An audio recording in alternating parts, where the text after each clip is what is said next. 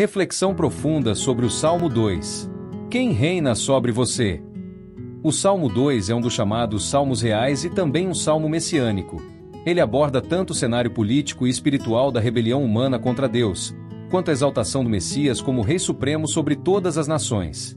A estrutura do salmo é clara, dividida em 4 partes principais: rebelião humana, resposta divina, declaração do Filho e chamado à rendição.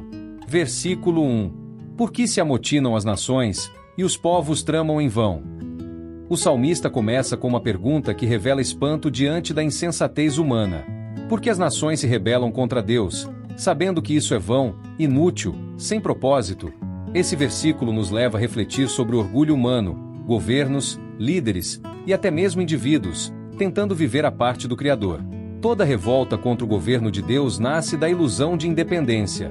Vivemos em um mundo que tenta apagar Deus de sua estrutura social, educacional, política e moral. Mas o salmista já alerta: todo plano que exclui Deus está fadado ao fracasso. Versículo 2.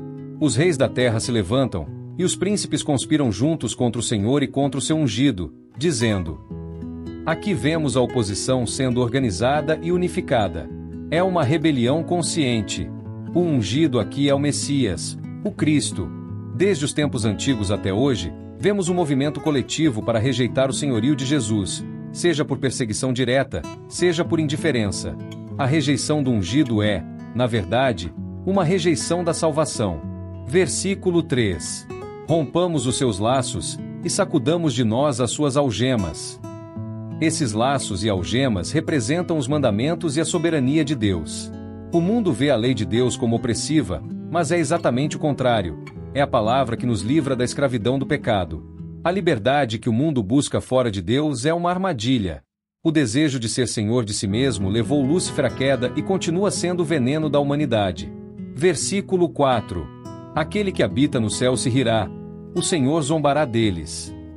Deus não está perturbado com a rebelião dos homens. Ele está entronizado, soberano, rindo da arrogância humana. O riso aqui não é de desprezo cruel, mas de ironia diante da tentativa fútil de derrotar o Rei dos Reis. É como formigas tentando mover uma montanha com as patas. A rebelião humana não abala o trono divino. Versículos 5 e 6. Na sua ira seu tempo lhes falará, e no seu furor os confundirá.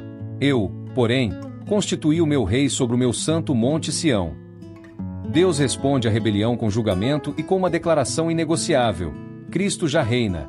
O rei está estabelecido, e sua soberania não será contestada. A frase eu constituí não é futura, é afirmativa.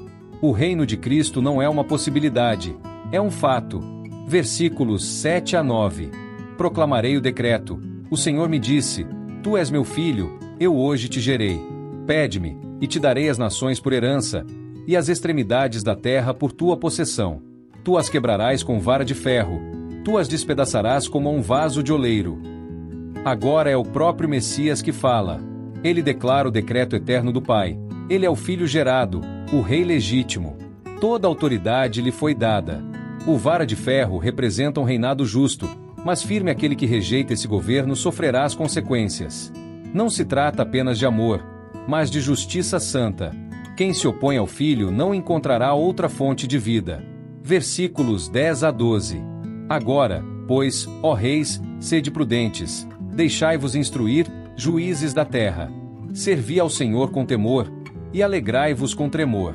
Beijai o Filho, para que não se ire, e pereçais no caminho, porque em breve se acenderá a sua ira. Bem-aventurados todos os que nele confiam. O salmo termina com um apelo, um chamado à rendição, à sabedoria, à humildade. Beijar o Filho era um gesto de honra e submissão.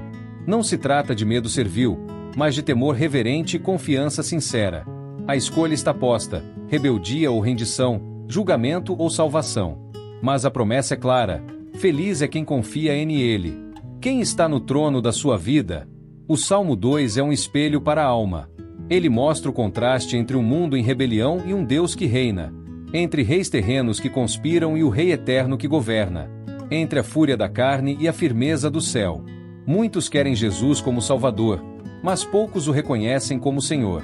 Muitos querem a bênção, mas não aceitam o comando. Mas não há dois tronos no coração. Ou Cristo reina, ou eu reina. Você está tentando construir seu reino, ou se submetendo ao reino de Deus? Você está beijando o filho com reverência ou ignorando sua voz com indiferença? Hoje, o rei convida você à rendição, não com grilhões, mas com graça. Mas essa porta não estará aberta para sempre. Escolha agora porque o trono dele é eterno, mas a oportunidade de se render é limitada ao tempo da graça. Seja sábio. Renda-se ao rei. E encontre verdadeira felicidade, não no controle, mas na confiança.